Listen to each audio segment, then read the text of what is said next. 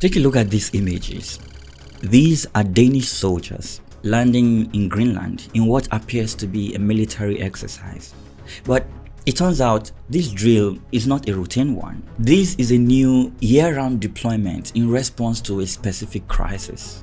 In a first for the alliance, European NATO troops are quietly preparing for a scenario where the main threat is not Russia or China, but the United States.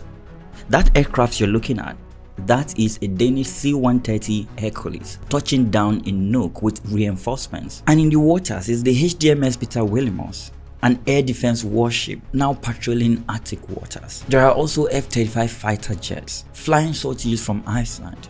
French, German, Swedish and Norwegian officers are on the ground here. According to Danish broadcasters, these soldiers arrived with live ammunition and orders to be ready for combat, including the unthinkable scenario of an American attack.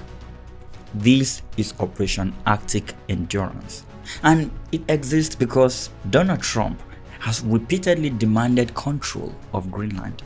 First as a purchase, now with open threats that hint at taking it by force. We are going to do something on Greenland, whether they like it or not. But how did we get here?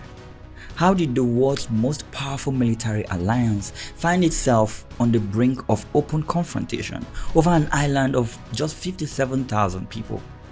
And why is the President of the United States willing to threaten his own allies for a frozen territory about 2,000 miles away? The answer goes back further than you think. And I also have a message tonight for the incredible people of Greenland. We need Greenland for national security and even international security. And I think we're going to get it. One way or the other, we're going to get it. It began, like so many things in the Trump era, with a wealthy friend and an audacious idea. It's 2018, Trump is in the Oval Office and a wealthy businessman named Ronald Lauder, his heir to the Estee Lauder fortune, brings him a proposal. Why doesn't the United States buy Greenland? Most presidents would have laughed this off. Greenland isn't for sale. It's a self-governing territory within the Kingdom of Denmark, with its own government and about 57,000 people. But Trump doesn't laugh. According to aides, he calls in his national security team and says something like, "A friend of mine, a really experienced businessman, has an idea.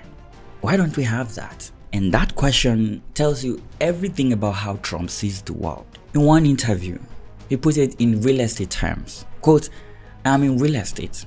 I look at a corner and I think, I gotta get that store for the building I'm building." To Trump, Greenland isn't a place with people and culture and history. It is a corner lot.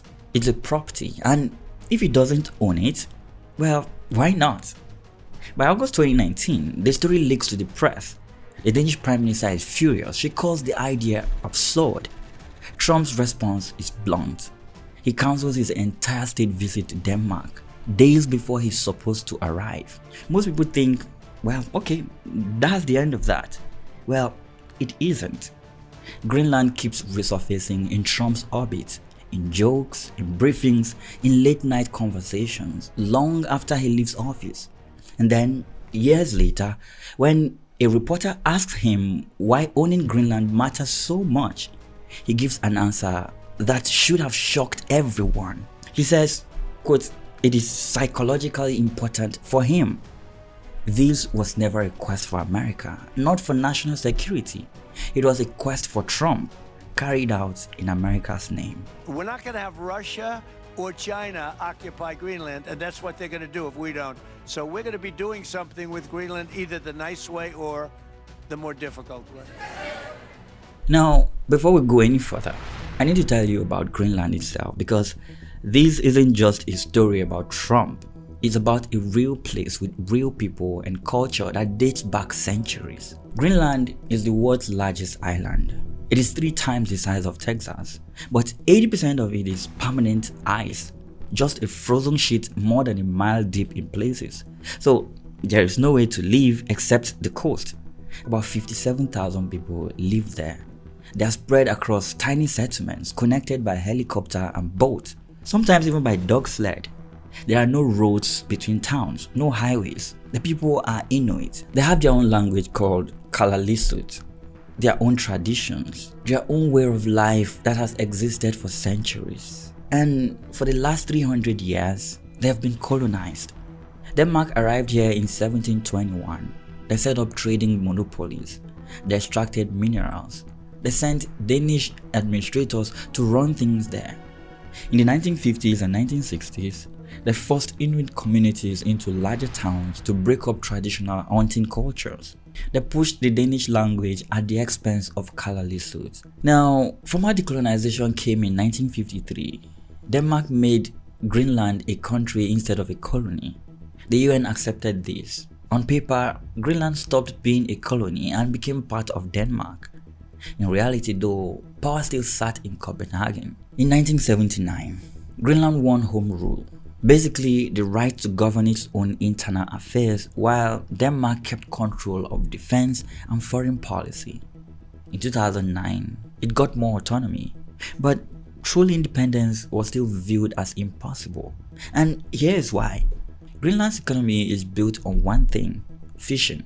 They have cold water shrimp, Greenland halibut. These are valuable, and Greenlanders are very good at catching them. But it's not enough to sustain the entire economy. Denmark gives Greenland approximately 500 million euros every single year. That is 20% of Greenland's entire GDP, almost half of the government's revenue. Without Danish money, the government collapses. Schools close, hospitals close, the infrastructure falls apart. So Greenland is trapped. Every party in Greenland's parliament supports independence in principle. Most people say they want it someday, but they all know the economy isn't ready yet. It's a gilded cage. And then in January 2025, a new threat emerges. A man in Washington is saying he wants to buy them. Greenland's prime minister gets it immediately. He understands what's happening. This is just another version of colonialism, another foreign power looking at Greenland and seeing property, seeing resources, seeing something to exploit or control. And he says something that echoes through the entire crisis. Quote, "We do not want to be Danish. We do not want to be American. We want to be Greenlandic." It's simple, it's clear. It's the voice of a people who have been colonized before and will not be colonized again.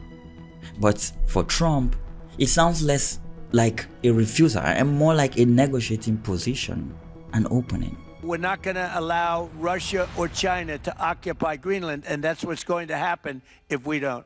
Now, here's where it gets interesting. Trump's public justification for wanting Greenland isn't ego, it's national security. He argues that if the US doesn't control Greenland, Russia or China will. This sounds reasonable. It sounds like a strategy. But there's just this one problem. It's not true. Mark Warner is the chairman of the Senate Intelligence Committee. He has access to the most classified information in the United States government. In January 2026, he says publicly, quote, "Let me be clear. There is no current military threat from Russia or China to Greenland." General Alexus Grinkewicz is NATO's top commander in Europe. He says that allies do not perceive an imminent threat to Greenland. Fiona Hill, Trump's former senior director for Russia and European affairs, someone with deep expertise in Arctic affairs, is blunt when asked about Trump's claims. Fiona Hill says Trump has been fixated on acquiring Greenland. Commentators describe it as, in his mind, the greatest land deal in history. In other words, Trump invented the threat to justify his acquisition. And here's what makes this even more absurd. The US already has everything it needs in Greenland. There's a treaty, that is the 1951 US-Denmark Defense Agreement. It grants the United States long-term basing rights under a still-in-force defense agreement. The US already operates Pituvik Space Base there, 750 miles north of the Arctic Circle, running missile defense radar. In fact, senior Republican Party officials couldn't justify Trump's claims about Greenland. One senior Republican senator complained that he hadn't heard a single thing the US needed from Greenland that it didn't already get through existing agreements. So why push so hard? When you look deeper, you begin to see how this looks less like a security plan for America and more like a legacy project for Donald Trump. A chance to pull off what he calls the greatest land deal in history. But sometimes desires like this can lead to a crisis. And the problem is, there's not a thing that Denmark can do about it if Russia or China wants to occupy Greenland, but there's everything we can do. January 14, 2026, Denmark's foreign minister and Greenland's foreign minister fly to Washington for an emergency meeting. They are hoping to find something diplomatic off-ramp. Instead, they walk into a room with J.D. Vance and Marco Rubio, who immediately lay out the case. China is a threat. Russia is a threat. Can Denmark really defend Greenland? The meeting ends badly. The two sides can't even agree on what was discussed. And then, within days, something remarkable happens. European NATO members begin deploying troops to Greenland. France, Germany, Sweden, Norway, Finland, the Netherlands, and other European allies all send military personnel. It's called Operation Arctic Endurance. But this isn't a routine exercise now. This is a message. We see what you're doing. We are standing with Denmark. Denmark deploys 200 soldiers initially, then announces more will follow. The chief of the Royal Danish Army personally deploys to Greenland, and they bring live ammunition. Denmark is preparing for the possibility that the United States might actually invade. They are preparing to fight American soldiers. Now, think about what that means. For 75 years, Denmark and America have been allies. Danish soldiers fought in Afghanistan. About 44 of them died there fighting America's war on terror. And now, they are preparing to fight Americans to defend their territory. Trump's response is explosive. He posts on Truth Social, calling the European deployments, quote, a very dangerous situation for the safety, security, and survival of our planet. Then he announces tariffs, 10% on all 8 European countries involved, escalating to 25% if Denmark doesn't agree to sell. The President of the United States is economically punishing its closest military allies because they dared to defend a fellow NATO member's sovereignty. This is extortion. This is the president using the economic powers of the world's largest economy as a weapon against the countries that are supposed to be his partners. The response is immediate and coordinated. The EU holds an emergency summit in Brussels. All 8 targeted countries issue a joint statement. They state their commitment to strengthening Arctic security. Denmark's Prime Minister Mette Frederiksen issues a warning. Quote, if the US chooses to attack another NATO country, then everything would stop. She says a US takeover of Greenland would effectively mean the end of NATO and the security framework built after World War II. Well, she's not being dramatic. If the US invades Greenland, NATO collapses, literally. And then come the veterans. Danish soldiers who served in Afghanistan, who bled next to Americans, speak out. One of them says, quote, if the US president decides to send the military to Greenland, you are attacking me and my family. You are assaulting the brothers and sisters who stood by you when you were under attack. The only time NATO ever invoked Article 5 was September 11, 2001. Danish troops answered that call. And now, the President of the United States is threatening military action against the countries that came to America's rescue. Then came the deal no one saw coming. We probably won't get anything unless I decide to use excessive strength and force where we would be, frankly, unstoppable. But I won't do that. January 21st, 2026. Trump arrives in Davos, Switzerland. The transatlantic alliance is on the brink. Military forces are deployed. Tariffs are scheduled. The post-World War II security order is cracking. Trump gives a speech. He repeats his arguments about threats to Greenland, and then he says something unexpected. Quote, I won't use force. I won't do that. I don't have to use force. I don't want to use force. I won't use force. Then he meets privately with NATO Secretary General Mark Rutte. What happens in that meeting, nobody knows exactly. But Trump emerges and announces a framework of a future deal. The tariff threats are withdrawn. Crisis averted, right? Well, wrong. Here's the problem. The framework doesn't actually exist. There is no written document, no formal agreement, no signed treaty. Rutte later clarifies that the question of US sovereignty over Greenland did not come up anymore. So, what are they negotiating? Nobody is sure. Greenland's prime minister is emphatic, quote, NATO has no mandate to negotiate anything whatsoever without us. Nothing about us without us. So, here's what actually happened. Trump threatened war. Trump threatened economic destruction. Trump brought NATO to the brink of collapse. Then, in a closed-door meeting, he apparently accepted something that might have been available through normal diplomatic channels without any threats. And then he declared victory. When reporters ask if the framework meets his demand to own Greenland, he avoids the question. He calls it infinite and forever. But the 1951 Defense Agreement is already effectively open-ended, and it already grants the US everything it militarily needs in Greenland. So, what did Trump actually gain?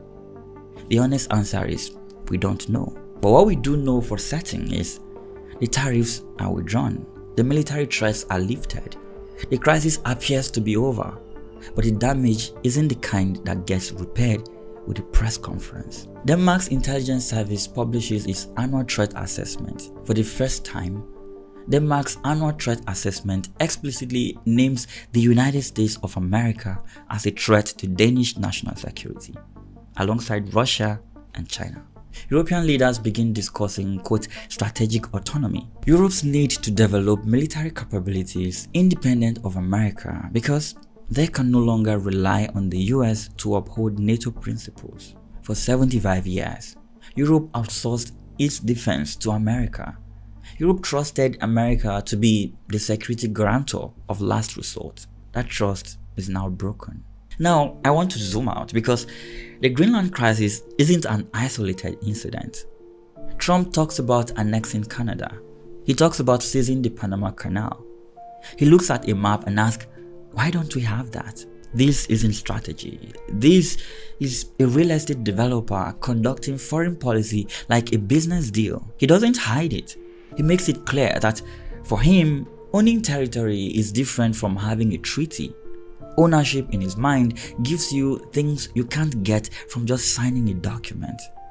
For Trump, owning Greenland would be different from having a treaty because ownership means he could put his name on it. That is the difference. The post-World War II order is built on respect for borders, respect for sovereignty, respect for the principle that territory is not up for grabs by military power. When Trump says, one way or the other, we are going to get Greenland, he's signaling that the most powerful nation on earth no longer respects that principle. For Russia, this is a gift. Every time Washington condemns land grabs, Moscow can point to Greenland. For China, it feeds doubt about the credibility of American security promises. In Tokyo and Seoul, it raises the quiet but real question. If Washington can threaten an ally today, could it abandon one tomorrow? The Greenland crisis destabilizes the entire global order because it signals that the foundation of that order no longer applies to American actions. So why should you care? For your entire life, there's been a basic understanding in the world. Military power does not determine territorial control anymore. After World War II, the international community said, we will not allow countries to take what they want through force. That principle kept the peace. It prevented World War III.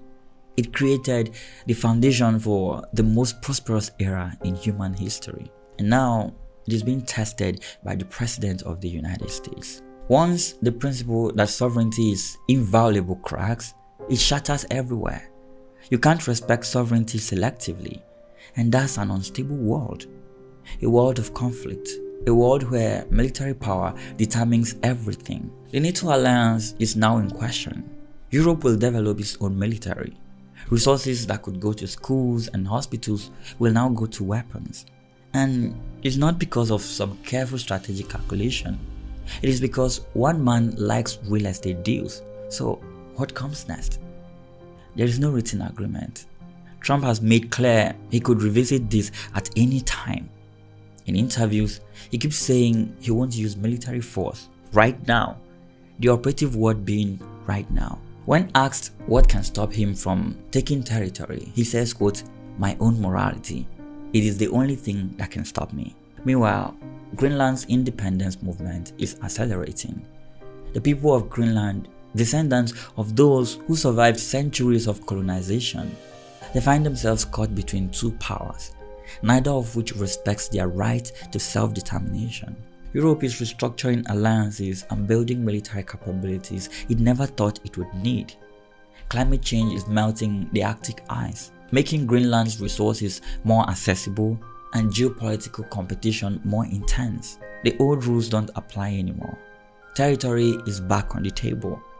We are entering a period of geopolitical uncertainty unlike anything since the Cold War. And it happened because a real estate developer looked at a map and asked, why don't we have that?